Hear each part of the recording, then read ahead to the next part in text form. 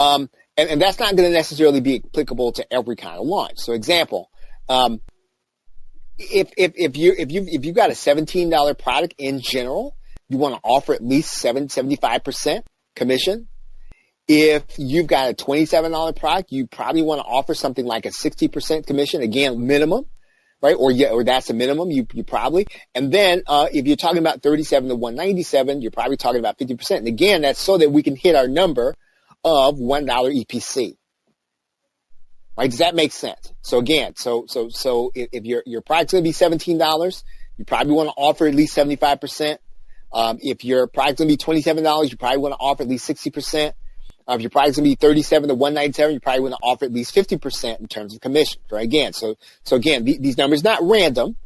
The numbers are trying to help you to get to the point where you're likely to earn a $1 EPC.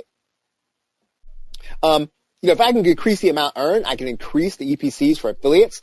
The question is going to come up, and you're going to get this question from time to time. An affiliate's going to come to you, and they're going to say, "Hey, can you bump me as an affiliate?" Right? And they're going to say, basically, can you give me a higher percentage than whatever? So if I'm offering 60% of my $27 product, what the affiliate's coming to say is, "Hey, I've got a really big list, and I'm probably going to be doing you a favor by mailing for you. So can you give me a higher percentage? Can you give me a 70% on your $27?" And they're going to ask you for that. And the question is going to arise, well, should I do that, right? Should I give them a higher EPC? I mean, should I give them a higher percentage? And basically, if you have a case where someone else, where someone else finds out about that, or they talk to someone else, it could cause conflict among your affiliates. It is a personal decision, but is not something that you have to do. But in some cases, you may say yes to an affiliate to do that in order to get them to promote at all. And what I have found is that some affiliates will ask you that up front, right? They'll ask you just as part of habit. They'll ask you, "Hey, can you bump me?" Right? They don't know whether or not you're going to say no or yes or whatever the case is. And in some cases, they're going to promote for you anyway, but they will ask you for a higher percentage. And you can run into problems with other affiliates if someone else finds out about it. Now, theoretically, no one else should find out about it, but you will get asked that. And yes, you're going to make less money when that happens, right? So if you pay me 75% versus 50%, every time somebody makes a sale, then you're going to pay me out 75% of the price. Then yeah, you're going to make less. But the way that you kind of make the decision is based on, well, how many sales is this person going to bring me? How much traffic is this person going to bring me? If they're going to bring me a lot of traffic, and you're pretty confident they're going to send the email out to their entire list, and they're going to bring a bunch of visitors, they're going to get you a bunch of sales, you might be willing to say, you know what, I'll pay you a little more on every sale. But just know that you are then giving someone something different that you're not giving to everybody else. And again, it really does really depend on it remaining between you and that affiliate. Right, and Jim makes the point that the other thing that you should be getting is you should be getting more buyers to your email list. Anytime that you actually decide to pay 100% commissions on a particular offer, what you're actually doing is you're actually paying someone to help you to build your list. Right, so instead of paying someone, let's say instead of paying, let's say Facebook ads, you're paying an affiliate to bring you traffic. You're paying an affiliate to help you to build your list. And so you can look at it that way, so that even if you pay out, how many of you all have seen offers where you've seen the affiliate pay out 100% on the front end and 100% on the back end? Or how many of you all have ever seen that? So if you've seen that, put the number 1 in the question box. If you haven't seen that, put the number 2 in the question box.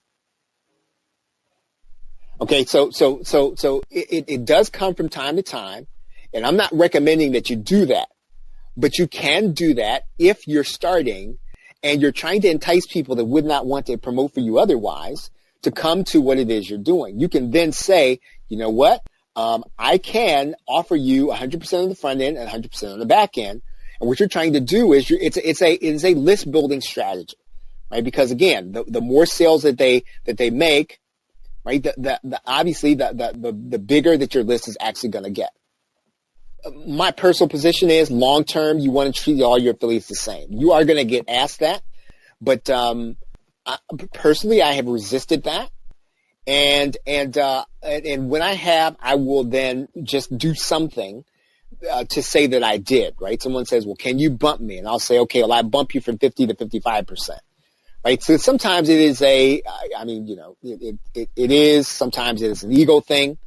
And someone wants to say, well, I got a higher percentage, or they feel like they've been in the marketplace for a little while longer. They deserve a little more. Then you can say, okay, yes, I will bump you. And then, you can bump them by a 5%. Jim's question is, have you resisted treating them the same, or have you resisted bumping them? I resisted, bumping them. Right? I've resisted that. Typically, if somebody asks me, and I know they're going to bring a lot of traffic, I will. But one thing is for certain, what I have found that if you agree to bump somebody once, you're probably going to bump them for the rest of their time promoting for you, right? Because they're going to ask you to bump them again, right? They're going to ask you to bump them no matter how experienced you get. They're going to ask you to bump them no matter how long you've been in the market, once you do it once. And so you want to be careful about, saying yes to it. And you might even want to say, to start with, right? If you've got a great product, you've already got a high EPC, I'm not saying that you're doing somebody a favor by allowing them to promote, but really and truly, when you've put together a great offer and they're going to make money from it, you're not cheating them by not bumping them, right? You're not cheating it. Yeah. And Jim says, yeah, they're gonna expect special privileges, and they are. Right. And so again, I mean, you want to be careful about whether or not you're going to do that the first time. You want to be careful about whether or not that's going to be what you are going to be characterized by. And I've just found that if you say, well, no, you know what, I try to do that. I try to be fair to everybody. Everybody has asked. Sometimes what I have said in the past is, hey, I've already had 3 people ask me and I've said no to them, so I can't say yes to you also. Right. And so what happens is sometimes, you say no to someone, they'll respect you. Right. So if you say yes to them every time, they're going to expect it every time. There's a happy medium between there. Right. So you have to kind of be careful about whether or not you're going to say yes to somebody, the first time and then every time.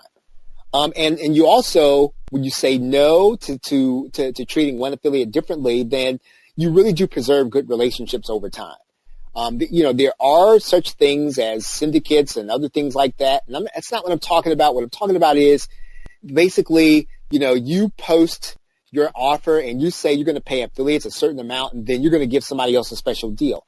That erodes a little bit of trust. So again, just be careful about that, even though what you're doing is when you give somebody a higher percentage, you can actually increase your EPCs. And some people will do that to increase the EPCs.